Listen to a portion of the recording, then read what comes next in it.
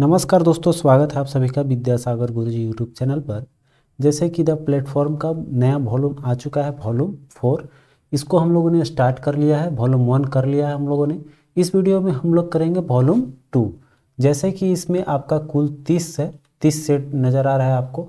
तो हम लोग इसको फटाफट से कवर करने के लिए बोला था। तो इस वीडियो में हम लोग करेंगे आपका टेस्ट सीरीज नंबर 2। तो चलिए फटाफट से हम स्टार्ट करते हैं इस वीडियो का। पहला क्वेश्चन देखिए करें सेट का, ये टेस्ट सीरीज 2 का है। पहला क्वेश्चन कि निम्न में से कौन सा कार्बन का प्राकृतिक सिंक नहीं है। तो कार्बन का मतलब क्या हो गया? कार्बन की सिंक का मतलब होता है तल्ली, या फिर आप बोल सकते हैं उसका गड्ढा होता है। तो जो कार्बन को रख सकता है वो क्या है? मेरा प्राकृतिक सिंक है। जैसे कि वह पदार्थ है, जलाशय हो गया, जो कि अनिश्चित अवधि के लिए कार्बन युक्त रासायनिक यौगिकों को जमा करके रख सकता है, उसको बोलेंगे हम लोग कार्बन सिंक। तो यहाँ पर नहीं है आपका, इसमें समुद्र हो जाएगा। समुद्र में आपका तेल रहता है, वन में भी मिलता है, वन के फिर मृदा में भी मिलेगा। विघटित तेल का भंडार जो है उसमें तो नहीं मिलेगा आपका। तो यही डी ऑप्शन जो है आपका सही हो जाएगा इसके अनुसार। ठीक है, अगला देखिए करें, जल प्रदूषण निवारण एवं नियंत्रण अधिनियम किस वर्ष लागू हुआ था? तो ये आपका 1974 में हुआ था। ठीक है, थर्ड क्वेश्चन है कि महाबोधि मंदिर या महान जागृत मंदिर एक बौद्ध मंदिर है। ठीक है, जो कहाँ स्थित है आपका? ये आपका बोध गया में पड़ जाता है, और ये पड़ जाता है आपका बिहार स्टेट में। ठीक है, अगला देखिए 4 का कर है कि 4 नंबर क्वेश्चन देख लीजिए, कर है किस उष्णकटिबंधीय खाद्य फसल के लिए औसतम जो कह रहा है 27 डिग्री से और 27 डिग्री सेंटीग्रेड का तापक्रम एवं 100 सेंटीमीटर से अधिक वर्षा की आवश्यकता पड़ती है। अर्थात तापमान हो 27 डिग्री के आसपास, 27 डिग्री सेंटीग्रेड के आसपास, और फिर आपका ये जो है 100 सेंटीमीटर वर्षा होती हो, तो वो आपका चीज़ है चावल। चावल से उत्पन्न किया जा सकता है आपका इतने तापमान और इतनी पानी में। ठीक है, अगला क्वेश्चन है कि आपका केंद्रीय चावल अनुसंधान संस्थान कहाँ स्थित है? आपको ये पड़ जाता है कटक में। फिर देखिए अंकलेश्वर के लिए जाना जाता है। अंकलेश्वर का प्रसिद्ध चीज़ क्या है? तो वहाँ पर जो है तेल है, तेल के शुद्ध, ये आपका हो जाएगा तेल। ठीक है, ये आपका तेल उत्पादक क्षेत्र है, तो यहाँ से आपका डी ऑप्शन करेक्ट हो जाएगा। चलिए आगे देखते हैं। 7 नंबर क्वेश्चन कर रहा है कि लक्षद्वीप के लोग निम्नलिखित में से कौन सी भाषा बोलते हैं? तो वहाँ की जो भाषा है वो है आपका मलयालम। अगला है कि इंदिरा गांधी परमाणु अनुसंधान केंद्र कहाँ पर स्थित है? ये पड़ जाता है आपका कलपक्कम। ये भी आपका कहाँ पड़ जाता है? कलपक्कम जो है ये आपका तमिलनाडु के आसपास में है, तमिलनाडु में है। तो आपका ये कलपक्कम हो जाएगा राइट आंसर। नेक्स्ट क्वेश्चन देखिए आपका कह रहा है, नेक्स्ट है कि निम्नलिखित में से कौन कभी भी भारत के उपराष्ट्रपति नहीं रहे हैं? तो उपराष्ट्रपति रहे हैं, नहीं रहे हैं आपका एपीजे अब्दुल कलाम। ठीक है, ये आपके राष्ट्रपति रह चुके हैं लेकिन उपराष्ट्रपति नहीं रहे हैं, बाकी सब इसमें हैं। आगे देखिए कह रहा है किसे व्यवहारिक मनोविज्ञान का जनक कहा गया है? तो ये हैं आपको विलियम बुंदत। ठीक है, ये जो हैं आपको व्यवहारिक मनोविज्ञान के जनक माने गए हैं। ठीक है, चलिए चलते हैं अगले क्वेश्चन की ओर। अगला क्वेश्चन आपका कह रहा है 10 नंबर क्वेश्चन अभी ये हो गया आपका। 11 देखिए कह रहा है कि भारतीय संविधान में पहला संशोधन किस वर्ष में किया गया था? तो जैसे कि मेरा 1950 में जैसे ही लागू होता है, तो पहला संशोधन कब होगा आपका? 51 में। ठीक है, पहला आपको 51 में, कोई कन्फ्यूजन वाली बात नहीं है। आगे देखिए कह रहा है फूल में गर्भ केसर क्या है? तो गर्भ केसर आपको काम करता है एक मादा प्रजनन अंग की तरह। ठीक है, चलिए आगे देखते हैं। नाम से ही आप समझ जाएंगे गर्भ जो होता है वो क्या होता है? एक मादा होती है, मादा ही हमारा जन्म देने में गर्भ में काम करता है, तो मादा प्रजनन अंग में काम करता है आपका गर्भ केसर। अगला देखिए कह रहा है नवकलेश्वर उत्सव किस राज्य से संबंधित है? ठीक है, तो नवकलेश्वर मनाया जाता है आपको उड़ीसा राज्य में। अगला देखिए कर रहा है गोदावरी नदी का उद्गम किस स्थान से होता है? ये आपका ब्रह्मगिरी की पहाड़ी से होती है। अगला देख लीजिए, अगला क्वेश्चन आते हैं 15 नंबर का रहा है भारत की भीम यूपीआई जो है हाल ही में किस देश में लॉन्च किया गया है, ये करंट का क्वेश्चन है आपका। ये आपको अभी हाल फिलहाल भूटान में ये इसको लॉन्च कर दिया गया है। अगला कह रहा है भारतीय मूल के किस शतरंज खिलाड़ी ने दुनिया के सबसे युवा ग्रैंड मास्टर बन गए हैं। तो भारतीय मूल के हैं और इनका नाम है आपका अभिमन्यु मिश्रा। ठीक है, अगला देखते हैं 17 नंबर क्वेश्चन पे चलेंगे अब हम लोग। कह रहा है कि ग्लोबल स्टार्टअप इकोसिस्टम इंडेक्स 2020 में भारत का इसमें कौन सा स्थान प्राप्त हुआ था। ये मिला है आपको 20वां स्थान। इसमें किसमें, ग्लोबल स्टार्टअप इकोसिस्टम इंडेक्स में 20वां स्थान है भारत का। अगला देखिए T20 अंतर्राष्ट्रीय क्रिकेट में 3000 रन बनाने वाले पहले क्रिकेटर कौन बने हैं आपको, इनका नाम है विराट कोहली। ठीक है, अभी ट्रेंडिंग में ये सब क्वेश्चन चल रहा है, तो आप इससे अच्छी तरह से T20 का जितना भी क्वेश्चन है देख लेंगे, चूँकि आने वाले सभी एग्जाम के लिए बहुत इंपॉर्टेंट है। अगला देखिए कह रहा है Yogiraj Baba Gambhirnath auditorium and culture centre कहाँ उद्घाटन किया गया है। ये आपका हुआ है गोरखपुर में। अगला देखिए 20 नंबर क्वेश्चन पे चलेंगे हम लोग। 20 नंबर क्वेश्चन आपका कह रहा है कि यदि रेडियो एक्टिव नमूने का द्रव्यमान दोगुना हो जाता है तो नमूने की सक्रियता एवं विघटन नियतांक क्रमशः क्या प्रभाव पड़ेगी। ठीक है, तो देखिए जब द्रव्यमान दोगुना हो जाए तो इसमें नमूना जो होता है उसमें सक्रियता क्या होगी, बढ़ जाती है, और विघटन जो है, विघटन नियतांक जो है वो समान रहती है। ठीक है, तो आपका बढ़ेगी और समान ऑप्शन ए जो है वो आपका करेक्ट हो जाएगा। अगला देखिए 21 का निम्न में से किस पर धनायन होता है, अर्थात पॉजिटिव चार्ज इस ऑप्शन में किस में होता है। तो अल्फा कण जो होता है वो पॉजिटिव होता है, अब बीटा जो है आपका नेगेटिव, और गामा ये आपका ये जो होता है आवेशहीन होता है। तो इस तरह से मतलब पॉजिटिव हो गया आपका अल्फा। अगला देखिए कर रहा है किसने इलेक्ट्रॉनों के पथ पर दीर्घवृत्तीय कक्षों के प्रवेश कराकर बोर मॉडल को रूपांतरित किया था। तो ये है आपको सोमरफील्ड ने इसका आपको उसमें इंटर कराया था, इलेक्ट्रॉन को पथ पर दीर्घवृत्तीय कक्षकों में प्रवेश कराकर बोर मॉडल का रूपांतरित कर दिया था। ठीक है, वो साइंटिस्ट हैं आपको सोमरफील्ड। अगला देखिए 23 नंबर क्वेश्चन, चलिए इसको थोड़ा सा नीचे कर लेते हैं। देखिए 23 नंबर क्वेश्चन कर रहा है नाइट्रोजन के विभिन्न ऑक्साइडों के ऑक्सीजन के विभिन्न अनुपात किस नियम की पुष्टि करते हैं। तो ये होता है आपका गुणित अनुपात का नियम। ठीक है, अगला है जायकवाड़ी परियोजना जो कि सबसे बड़ी सिंचाई परियोजना है, यह किस नदी पर है। तो ये तो आप सभी को पता होगा क्लियरली, आपका सही जवाब हो जाएगा आपका गोदावरी। ठीक है, गायकवाड़ी कहाँ है, जायकवाड़ी पड़ जाता है आपका गोदावरी नदी पर। अगला देखिए कह रहे हैं आपसे कि सबरी कार्तिक जो होता है कौन है। ठीक है, तो इनका नाम बताना है। सबरी कार्तिक जो हैं वो किस क्षेत्र से संबंध रखते हैं। तो यह एक कराटे चैंपियन है, आपका प्रसिद्ध भारतीय कराटे चैंपियन हो जाएगा ए ऑप्शन। 26 नंबर देखिए कह रहा है कि डिब्रू, ये पहले क्वेश्चन पहले सेट में आप लोगों ने किया होगा। ये देखिए इसका कह रहा है कि डिब्रू साइखोवा जो है और नामेरी और ओरंग नेशनल पार्क ये सभी किस राज्य में स्थित हैं। ठीक है, ये पड़ जाता है आपका असम में, डिब्रू नाम से भी पकड़ लेंगे आप लोग। तो ये जो है कहाँ पड़ जाता है आपका असम में। अगला क्वेश्चन है कि भारतीय मुद्रा के नोट कहाँ मुद्रित किए जाते हैं। ये आपका नासिक में होता है, सबको पता होना चाहिए ये चीज़। अगला क्वेश्चन देखेंगे, कह रहा है कि माले किस देश की राजधानी है। तो माले पड़ जाता है आपका ये कहाँ का, मालदीव का। ठीक है, चलिए आगे देखते हैं, अगले क्वेश्चन पे चलेंगे अब हम लोग। देखिए यहाँ से आते हैं हम लोग, कह रहा है कि प्लैनेट 9 क्या है। ठीक है, प्लैनेट 9 जो है, 9 मतलब ये नाम से ही आप पकड़ लिए होंगे, लेकिन यहाँ पर प्लैनेट 9 आपका एक तरह का क्या है, यह एक प्लैनेट है तो ग्रह ही होगा, बाकी सब ऑप्शन में ग्रह ही दिया हुआ है। तो यह जो है एक बर्फीला ग्रह है और ये बाहरी सौर प्रणाली में प्रस्तावित एक बड़ा बर्फीला ग्रह माना गया है आपको प्लैनेट 9। ठीक है, चलिए और यही है प्लैनेट 9 जिसको अभी के हटाया गया है, तो वही है आपका बर्फीला ग्रह उसका उपनाम देकर इसका है बाहरी सौर प्रणाली में प्रस्तावित एक बड़ा बर्फीला ग्रह जिसको नाम रख दिया गया प्लेनेट 9। ठीक है, आगे देखिए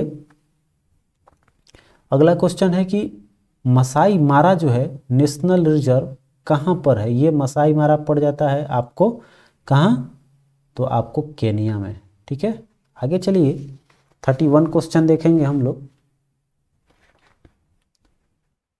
करें आपका कि रिक्टर पैमाने के बारे में निम्नलिखित में से क्या गलत है। पहला करें इसमें 1935 में चार्ल्स रिक्टर और गुटेनबर्ग द्वारा विकसित किया गया था। बिल्कुल ठीक है ये आपका। यह एक लघु गुणकीय पैमाना होता है और इसमें भूकंप मापी के उपयोग द्वारा नापा जाता है। बिल्कुल ठीक है। करें रिक्टर पैमाने पर 8 से 9 की तीव्रता का अर्थ है हल्का भूकंप। नहीं है, हल्का भूकंप 8-9 हो जाएगा तो वो आपको तबाही का मचा देगा, तो ये आपका हल्का नहीं होता है।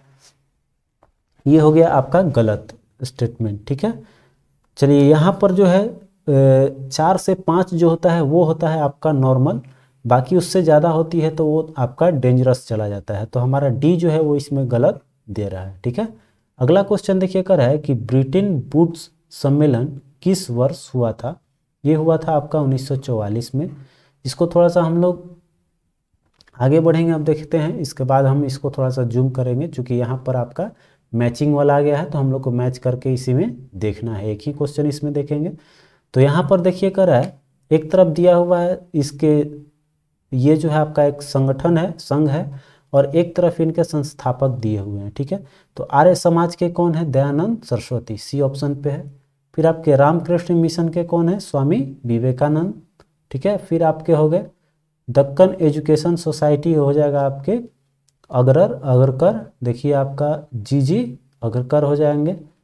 फिर आगे है देव समाज, तो ये आपके हैं शिव नारायण अग्निहोत्री। तो इस तरह से मैच हो जाएगा CAD CADB, आपका ऑप्शन बी जो है ए जो है वो आपका सही मैच करेगा। ठीक है, चलिए आगे देखते हैं, अगले क्वेश्चन पे चलेंगे। 34 पे आ जाते हैं वो हम लोग। कर है कि K2 पर चढ़ने वाले सबसे, थोड़ा सा जूम करेंगे इसको, कर है K2 पर चढ़ने वाले सबसे कम उम्र के पर्वतारोही कौन बने हैं। इनका नाम है आपको सरहोज कासिफ। ठीक है, सहरोज कासिफ जो है वो सबसे कम उम्र के हैं जो आपको K2 पर्वत पे चढ़े हैं। ठीक है, चलिए आगे देखते हैं। कह रहा है कि ज्वालामुखी विस्फोट से किस देश में एक नया द्वीप बना है। ठीक है, बहुत ट्रेंडिंग क्वेश्चन रहा आपका, यह आपका जापान। अगला देखिए करें, एक रिपोर्ट के अनुसार वित्त वर्ष 2021 में भारत में ई कॉमर्स कितने प्रतिशत बढ़ा है। ई कॉमर्स भारत में आपका 25% वृद्धि की है। अगला करें, किस सम्राट ने श्रीनगर में स्थित शालीमार बाग लगवाया है। क्लियर होगा आप सभी को, शालीमार बनवाया था आपका जहांगीर ने। ठीक है, 38 आते हैं 38 क्वेश्चन पे। कह रहा है कि मुगल चित्रकारी ने किसके शासनकाल प्रकाष्ठा पर थी। तो ये जो है आपका जहांगीर का माना जाता है, आपका सी ऑप्शन हो जाएगा। चलिए आगे देखते हैं, अगले क्वेश्चन पे चलेंगे हम लोग अब। कह रहा है कि अरुणा आसफ अली को कहाँ भारतीय राष्ट्रीय कांग्रेस ध्वज फहराने के लिए याद किया जाता है। तो ये जो है आपको भारत छोड़ो आंदोलन के दौरान फहराए थे, तो यहाँ पर आपको इसके लिए ज़्यादा इनको स्मरणीय किया गया है। अगला देखिए कह रहा है कि बौद्ध गुफाओं के लिए प्रसिद्ध कार्ले किस राज्य में स्थित है। ये हो जाता है आपका महाराष्ट्र में। अगला देखिए 41 क्वेश्चन कह रहा है कि मालविकाग्निमित्रम जो है किसने लिखा था। तो इसके लेखक हैं आपको कालिदास। ठीक है, चलिए यहाँ पर थोड़ा सा नहीं दिख रहा है, इसको हम लोग कर लेते हैं थोड़ा सा नीचे, आपको दिख जाएगा ऑप्शन, ये हो जाएगा आपका कालिदास, मालविकाग्निमित्रम कालिदास का है। ठीक है, चलिए आगे देखिए, वर्तमान में प्रचलित भारतीय राष्ट्रध्वज का डिजाइन किसके द्वारा तैयार किया गया था। बिल्कुल आपको याद होना चाहिए, यह आपको पिंगली बंकैया का वर्तमान में जो अभी चल रहा है। ठीक है, चलिए यहाँ पर कभी भूल के इधर नहीं चले जाइएगा, कहाँ, ये मैडम कामा के पास, ठीक है। वर्तमान में जो है ये आपका किसका है, पिंगली वेंकैया द्वारा तैयार किया गया है। आगे देखते हैं, यहाँ पर ध्यान दीजिएगा कि ये जो है मैडम कामा के बारे में बता दें कि ये भारतीय क्रांतिकारियों की माता मानी गई हैं, ठीक है। मैडम कामा को, भिकाजी कामा जिसको हम लोग जानते हैं। तो यहाँ पर देखिए आगे है कि मुख्यमंत्री नीतीश कुमार द्वारा शुरू किए गए बिहार के पहले पक्षी महोत्सव का नाम क्या है, ठीक है। तो यहाँ पर ध्यान दीजिएगा, यहाँ थोड़ा सा मिसटाइप हुआ है। यहाँ बताना चाहेंगे, ऐसे बहुत सारे किताब में हमने देखा है, यहाँ पर दिखाई दे रहा है आपका कलक, कलक नहीं, वो है आपका कलरव, ठीक है। ये आपको टच कर दिया है, टाइपिस्ट ने ख और र को नहीं समझ पाया है। तो यहाँ पर आपका कलरव जो है कलरव, ठीक है, इसको क्या किया है कि इसमें मिला दिया है, ख हो गया है। तो कलरव जो है वो आपका ये है पक्षी महोत्सव जो पहली बार अभी बिहार में मनाई गई है, ठीक है। आते हैं अगले क्वेश्चन की ओर। 44 का है 1916 में कांग्रेस और मुस्लिम लीग का जो संयुक्त हुआ था अधिवेशन, भाई कहाँ हुआ था, लखनऊ में। ये तो क्लियर होगा आपको। अगला देखिए, निम्नलिखित में से कौन 19वीं शताब्दी के भारत में सामाजिक सुधार आंदोलनों का अग्रगामी था, ठीक है। तो अग्रगामी माना गया है इसमें ऑप्शन राजा, ये देखेंगे आपका राजा राम मोहन राय। इनको जो है भारत के या आधुनिक भारत के जनक के रूप में भी जाना जाता है, या 19वीं शताब्दी के भारत के समाज सुधारक आंदोलन के अग्रणी माने गए हैं राजा राम मोहन राय। अगला क्वेश्चन है कि आगरा नगर की स्थापना निम्न में से किसके द्वारा की गई थी। तो इसका सही जवाब हो जाता है आपका सिकंदर लोधी आगरा का, ठीक है। अगला देखिए 47 क्वेश्चन पे हम लोग चलेंगे। कह रहा है कि कोलंबस ने 1492 में किस स्थान की खोज की थी। ये आपको अमेरिका को खोजा था। अगला है कि यूरोप में चांदी की आयात मुख्य रूप से कहाँ से होता था। तो ये होता था आपको मैक्सिको से। अगला देखिए कर है इनमें से कौन सी कंप्यूटर की एक विशेषता नहीं है, ठीक है। तो यहाँ पर जो है इंटेलिजेंस क्वोशिएंट ये आपका नहीं होगा, ठीक है। बाकी तो स्पीड, एक्यूरेसी और डाटा स्टोरेज करना ये सब कंप्यूटर का ही काम है। चलिए आगे देखते हैं। 50 क्वेश्चन है कि आपका स्क्रॉल कर लेते हैं थोड़ा सा। कह रहा है कि सामान्य परिस्थितियों में पेट की आंतरिक परत को अम्ल की क्रिया से कौन बचाता है। ये बचाता है आपका म्यूकस, ठीक है। म्यूकस जो है जिसको हम लोग बलगम बोलते हैं, म्यूकस इसको बोलते हैं। तो ये जो है हमारे पेट की आंतरिक परत को अम्ल जब रिएक्शन करता है मेरे खाने के अंदर, तो ये जो होता है हमको बचाता है कौन, म्यूकस, बलगम जिसको हम लोग बोलते हैं, ठीक है, बोलचाल की भाषा में। अगला देखिए कर है शेड्स ऑफ सेफ्रॉन पुस्तक के लेखक कौन है। यह है आपको सावा नकवी। नेक्स्ट है आपका भारत का 100वां अंतरिक्ष अभियान कब शुरू किया गया था। ये हुआ था आपका सितंबर 2012 में, ठीक है, 100वां था ये। अगला देखते हैं, अगले क्वेश्चन पे आएंगे 53 नंबर। पौधे में प्रोटीन और अन्य यौगिकों के संश्लेषण में किस आवश्यक तत्व का उपयोग किया जाता है। तो इसमें होता है नाइट्रोजन, ठीक है। अगला है सूचनाओं का संचय न्यूरॉन के किस भाग में होता है। तो पता होना चाहिए जो न्यूरॉन होता है वो क्या होता है आपका, ये आपका दुरास्म हो जाएगा, ठीक है। न्यूरॉन यहाँ पर आपका दुरास्म भाग में होता है सूचनाओं का संचय। और जो ये जो है आपका तंत्रिका तंत्र का क्रियात्मक और रचनात्मक इकाई भी होता है जिसको हम लोग न्यूरॉन कहते हैं, ठीक है। तो यहाँ ध्यान दीजिएगा, ये जो है आपका न्यूरॉन क्या है, एक क्रियात्मक और रचनात्मक इकाई होता है तंत्रिका तंत्र का। और उसमें जो होता है ये किस भाग में होता है, तो न्यूरॉन के सूचनाओं का जो संग्रह होता है वो न्यूरॉन के द्रुमास्म भाग में होता है। जो हम लोग याद रख पाते हैं वो किसके कारण होता है, तो द्रुमास्म के कारण, ठीक है। अगला है कि यदि एक गोले की त्रिज्या दोगुनी कर दी जाए तो नए गोले के आयतन मूल गोले के आयतन का अनुपात क्या होगा, ठीक है। सिंपल फंडा है, फॉर्मूला इसका क्या होता है, गोले का आयतन बराबर, तो जो गोला का आयतन होता है उसमें होता है आपको ये 4πr क्यू, यहाँ पर हम लोग 4/3πr क्यू लिख लेते हैं।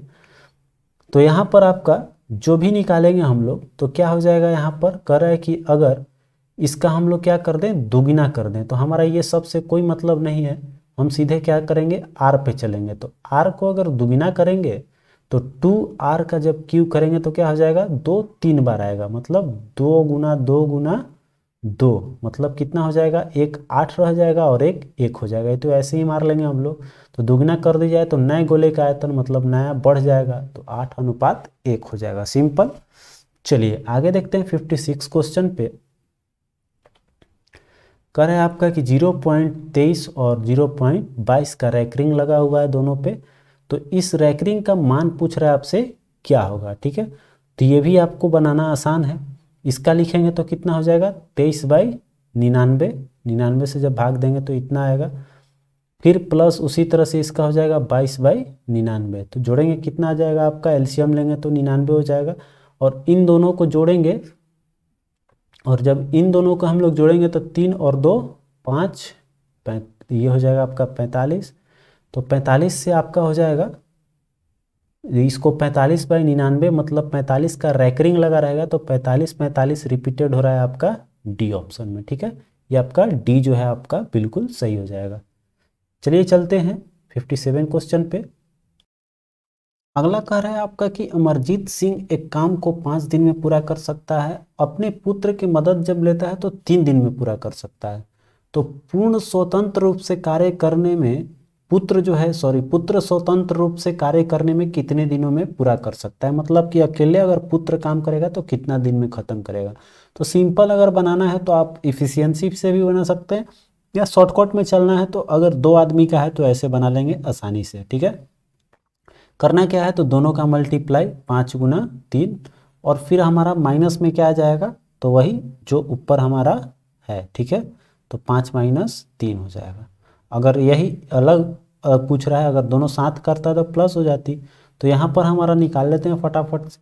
कितना हो जाएगा, 15/5 में से 3 जाएगा, 2 बच जाएगा आपका, 15/2 आंसर हो जाएगा। तो इसको जब पूर्णांक में पढ़ेंगे तो 7 दूनी का 14 और 1 15/2। ए ऑप्शन जो है आपका इससे मैच कर रहा है, ठीक है। ए करेक्ट हो जाएगा, ठीक।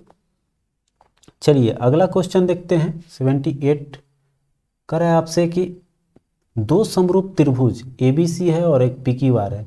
करे इनकी प्रमिति क्रमशः दिया हुआ है इतना और इतना। PQ का वैल्यू 10 है, तो AB की लंबाई पूछ रहा है, ठीक है। तो देखिए जो आपका इसमें समरूपता का अगर आपने नियम पढ़ा होगा तो समरूपता में क्या होता है कि जब आपका जो भुजाएं होती है वो उसके बोल सकते हैं कि भुजा जो होता है वो आपका क्षेत्रफल के स्क्वायर के बराबर होता है, लेकिन यहाँ पर परिमाप है तो परिमाप के बराबर ही होगा। तो परिमाप बराबर हो जाएगा आपका भुजा। तो परिमाप पहला का है कितना, 36, मतलब कि ये ABC वाला पहले है तो A वाला लिख रहा है, ठीक है। तो AB वाला कितना है आपका, तो AB का AB लिख लेते हैं, ठीक है। और ये हो जाएगा आपका PQ का, PQR वाला त्रिभुज में। तो AB वाला में कितना दे रहा है इसका परिमाप 36, और इसका दे रहा है PQR वाला में परिमाप 24। और कुछ करना नहीं है चूंकि समरूप है दोनों। तो AB का वैल्यू बस रख लेना है, AB का वैल्यू नहीं है निकालना है। और PQ का वैल्यू है आपका 10, और ये हो गया आपका 36/24। कटाइएगा तो 12×3 = 36 और 12×2 = 24 हो जाएगा, और 2 से ये 5 बार में जाएगा। तो AB बराबर हो जाएगा 5×3 = 15, ठीक है। आपका 15 ऑप्शन ए हो जाएगा। ये 5×3 = 15 हो जाएगा, गुना होके इधर जाएगा, तो ए ऑप्शन करेक्ट हो गया, ठीक है। अगला देखिए कर रहा है कि 2 संख्याओं का मस है इतना और लस दे रहा है इतना। यदि एक संख्या 45 हो तो दूसरी संख्या ज्ञात करना है। तो दूसरी संख्या कैसे निकालते हैं, तो लसा गुने मसा बराबर होता है संख्याओं का गुणनफल।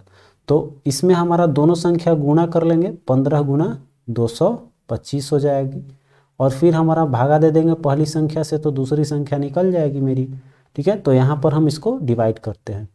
तो यहाँ पर ले जाते हैं 15×3 = 45, 3 से कटाएंगे कितना बार में जाएगा। यहाँ पर देखिए डायरेक्ट आंसर ही दिया हुआ है, 15 × 225 कटाने का कोई ज़रूरी नहीं है, ऐसे कटा दे रहे हैं अब इसको।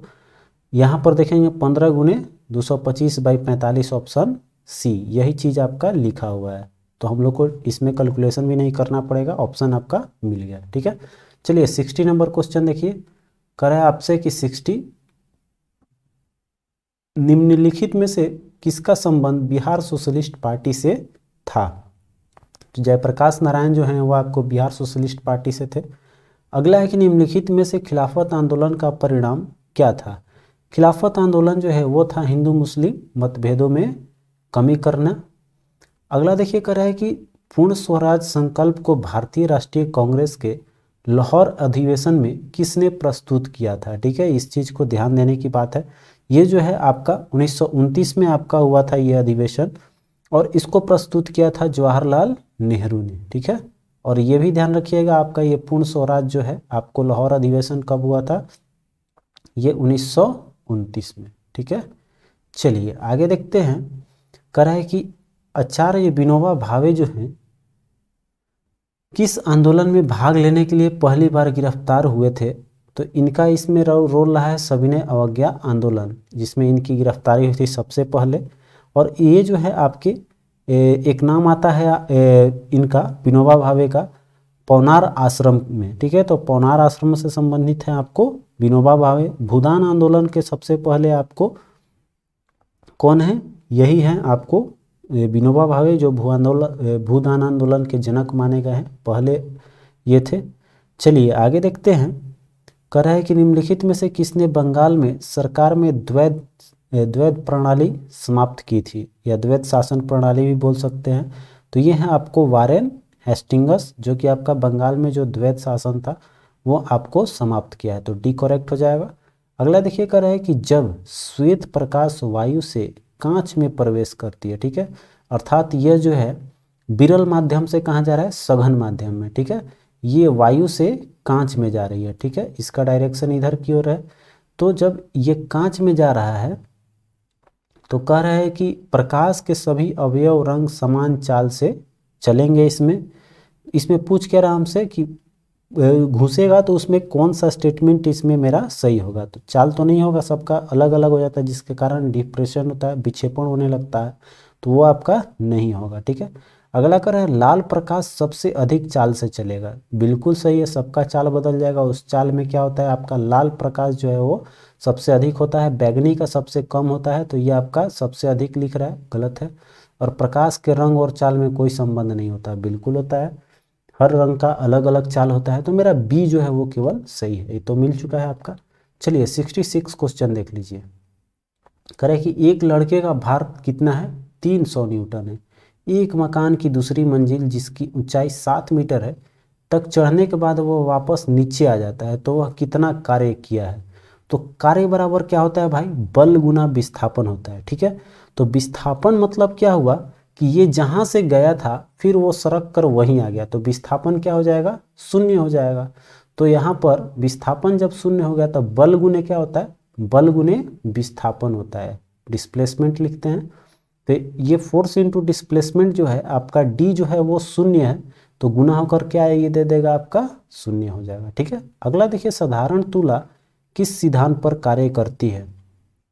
तो ये जो है आपका बल युग्म के सिद्धांत पर साधारण तुला काम करता है कि एक तरफ ज़्यादा लगेगा दूसरे तरफ कम, तो वो अप डाउन होने लगता है। ठीक है, तो दोनों संतुलित होता है, तो हम लोग समझ जाते हैं कि ये जो वेट है बिल्कुल सही है। ठीक है, तो ये होता है बल युग्म के सिद्धांत। चलिए 68 क्वेश्चन पे आ जाते हैं।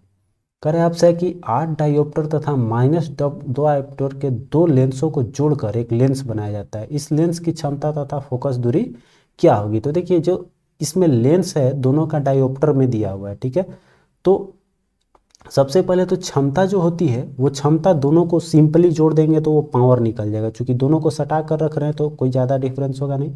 तो 8 और प्लस में हो जाएगा -10, तो कैलकुलेशन करेंगे तो कितना आ जाएगा मेरे पास, -2। इसको अच्छे से देख लें, तो यहाँ पर आपका -2 डायोप्टर हो जाएगा। तो -2 तो आपका बी और डी में नज़र आ रहा है। ठीक है, अब देखिए कह रहा है इसमें कि फोकस दूरी क्या होगा। तो फोकस जब डायोप्टर में आ रहा है तो फोकस दूरी भी माइनस में ही होगा, क्योंकि फोकस दूरी जो होता है वो डायोप्टर का मीटर में होता है, तो मीटर ये सेंटीमीटर में आपको पूछ रहा है, तो इसको चेंज करेंगे तो क्या हो जाएगा आपका, डिवाइड कर देंगे 100 में 2 से, तो कितना आ जाएगा 50।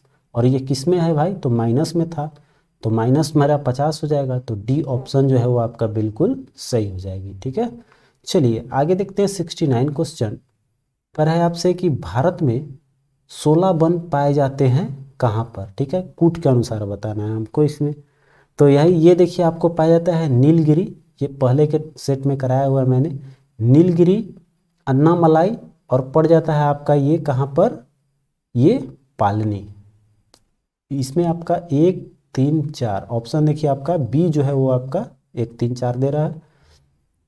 70 का रहा है कि मैंग्रोव वनस्पतियों के विकास के निम्नलिखित में से कौन से कारक आवश्यक है, ये भी देखिए सेट कराया हुआ है आपका।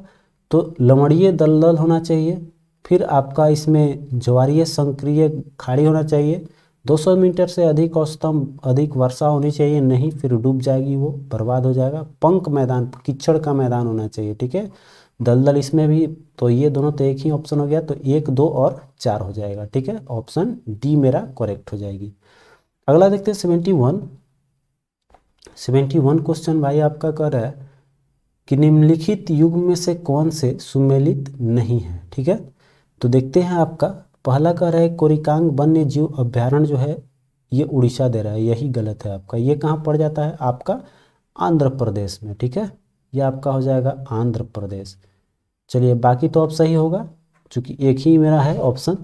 अच्छा, इसमें कूट भी दिया हुआ है, कूट भी दिया हुआ है, ठीक है, तो कूट के अनुसार देखते हैं। तो एक तो आपका 1 नंबर मिल गया।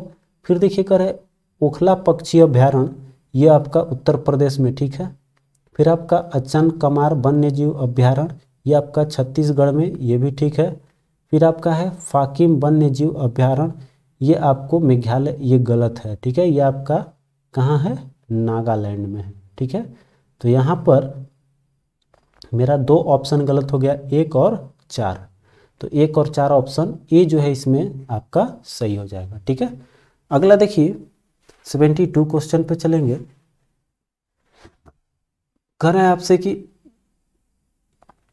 निम्नलिखित युग्मों पर विचार कीजिए। एक तरफ दिया हुआ है पर्वत श्रेणी और एक तरफ दिया हुआ है दालना। तो पर्वत श्रेणी और दारा में हमको चूज करके बताना है कि कौन सा सुमेलित नहीं है। ऊपर के जैसा ही ये भी क्वेश्चन है। तो यहाँ पर देखिए आपका है कि ये बृहद हिमालय जो है वो पाया जाता है, कह रहा है कि फोटुला, ये आपका बृहद हिमालय, ये फोटुला द्वारा मैच नहीं कर रहा है, तो आपका तो एक ऐसी ऑप्शन हो जाएगा। फिर आपका पीर पंजाल, ये कह रहा है खारदुनला में, ये भी आपका गलत दे रहा है, पीर पंजाल भी नहीं है वहाँ का। फिर आपका जौस्कर जो है, जौस्कर पर्वत श्रेणी में आपका बनिहाल, ये भी नहीं पाया जाता है, ये सब आपका गलत दे रहा है, ठीक है। जैसे कि आपका पीर पंजाल श्रेणी में पड़ जाएगा आपका बनिहाल, ये आपका ऐसे ही इधर दे दिया है, तो इसमें कोई भी मैच नहीं कर रहा है। तो यहाँ पर आपका ना 1 2 3 कोई भी इसमें मैच नहीं करेगा, तो ये ऑप्शन ले लेंगे। अगला है कि डीफू या दीफू दर्रा जो है अवस्थित है आपका कहाँ, अरुणाचल हिमालय में, ठीक है। 73 का ए ऑप्शन सही हो जाएगा। 74 का रहा है कि उत्तरी अमेरिका, इसको आगे करते हैं हम लोग। कह रहा है कि उत्तरी अमेरिका की नदियों में निम्नलिखित में से किस नदी द्रोणी क्षेत्र को कपास की पेटी के नाम से जाना जाता है। तो उत्तरी अमेरिका की वो नदी है वो आपको मिसिसिपी, ठीक है, आपको पता भी होगा। अगला है कि केन नहर परियोजना उत्तर प्रदेश एवं अन्य किस राज्य की संयुक्त परियोजना है। बहुत इंपॉर्टेंट है आपका ये केन नहर, ठीक है, हमेशा पूछा जाता है। तो ये उत्तर प्रदेश और मध्य प्रदेश का है। अगला देखते हैं 76 क्वेश्चन है कि टोक्यो ओलंपिक 2020 की पदक तालिका में शीर्ष देश कौन है, ठीक है। तो शीर्ष देश जो है वो मिला है आपको, अ से बताए थे, याद रखिएगा, ये मिला है आपको अमेरिका को, ठीक है, अमेरिका रहा प्रथम स्थान पर। दूसरा है कि भारत जो है इसमें आपको रहा किस पे, 48वें स्थान पे, और पैरा ओलंपिक में 24वें स्थान पे था। तो यहाँ पर ध्यान देना है इस चीज़ को, अपना देश और प्रथम द्वितीय और तृतीय स्थान, 3 चीज़ें याद रखिएगा। अगला कह रहा है कि निकोल पासिनियान, ये सब पढ़ाया हुआ है, अब वीडियो नहीं देखे हैं तो देख लीजिए, आई बटन पे आपको क्लिक करके मिल जाएगा वो। तो अब क्वेश्चन पे आते हैं, कह रहे हैं निकोल पासिनियान किस देश के फिर से प्रधानमंत्री बने हैं। तो यह ध्यान दीजिएगा, और ये आर्मेनिया के प्रधानमंत्री पुनः नियुक्त किए गए हैं निकोल पासिनियान, ठीक है, सब करेंट का क्वेश्चन है। अगला है कि अंबुबाजी महोत्सव कहाँ मनाया गया है, यह आपका असम में है अंबुबाजी। 79 क्वेश्चन देखते हैं। कह रहा है कि अदिति अशोक ने टोक्यो ओलंपिक 2020 में किस खेल की प्रतिस्पर्धा में भारत की ओर से भाग ली थी। तो अदिति अशोक जो है, ध्यान देने की चीज़ है, ये जो है आपको गोल्फ से है, जो कि आपको अदिति अशोक किस खेल से संबंध रखता है ये भी जानने के इस तरह से भी क्वेश्चन पूछ सकता है, तो आपका गोल्फ हो जाएगा। अगला है, यूनेस्को ने भारत के कितने विश्व धरोहर स्थलों को अपनी सूची में शामिल किया है। यह है आपका 6, ठीक है, 6 अभी हाल फिलहाल में शामिल हो गया है। ये कह रहा है कि मानव शरीर में 2 हड्डियां आपस में कैसी जुड़ी रहती है, उसको किस तरह से जोड़ा जाता है, तो उसका नाम लिगामेंट्स आप लोगों ने सुना होगा, वही है। यहाँ पर हिंदी में लिखा हुआ है अस्थिबंध और लिगामेंट्स इंग्लिश में यहाँ पर लिख दिया हुआ है, ठीक है। जो 2 हड्डियाँ होती है, इन हड्डियों के बीच में देखेंगे इस तरह से एक उजला टाइप का जुड़ा हुआ रहता है, जो लचीला होता है, उसी को बोलते हैं हम लोग लिगामेंट्स, ठीक है। चलिए 82 नंबर क्वेश्चन पे आएंगे अब हम लोग। करें आपसे 82 नंबर कि निम्नलिखित में से कौन सा विकल्प जो है वो मार्सुपिलस का उदाहरण है, ठीक है। तो यहाँ पर इसमें करेक्ट आंसर हो जाएगा कंगारू जो है वो मार्सुपिलस का एक उदाहरण है श्रेणी का। अब देखिए कह रहा है कि रासायनिक तत्व में विशेष रूप से नाइट्रोजन फास्फोरस मिश्रित यौगिक तत्वों के पारिस्थितिकी तंत्र की संपन्नता को क्या कहते हैं। तो इसको बोला जाता है यूट्रोफिकेशन। 84 क्वेश्चन है कि निम्नलिखित में से विटामिन ए का अच्छा स्रोत कौन माना गया है। तो ऐसे सबसे इस ऑप्शन में देखेंगे तो मेरा गाजर हो जाएगा, ठीक है। और ऐसे फिर आम भी है जो विटामिन ए प्रचुर मात्रा में पाई जाती है, तो ऐसे गाजर इसमें ऑप्शन है, तो गाजर हो जाएगा। गाजर में क्या पाया जाता है, आपका कैरोटीन पाया जाता है, ठीक है।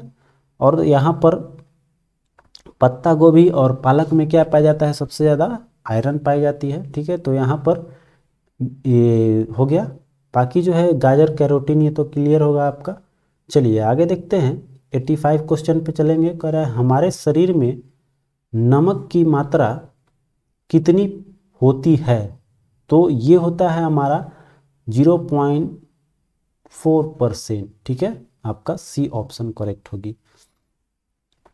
86 है कि ट्यूबरकुलोसिस जो है उसके विरुद्ध मुख्यतः कौन सी वैक्सीन का प्रयोग किया जाता है। तो नाम से समझ गए होंगे आपका ये जो है बीसीजी में आपका जो है जिसको हम लोग टीबी बोलते हैं वो है आपका ये बीसीजी, ठीक है। इस टीका का यूज़ किया जाता है, वैक्सीन का यूज़ किया जाता है।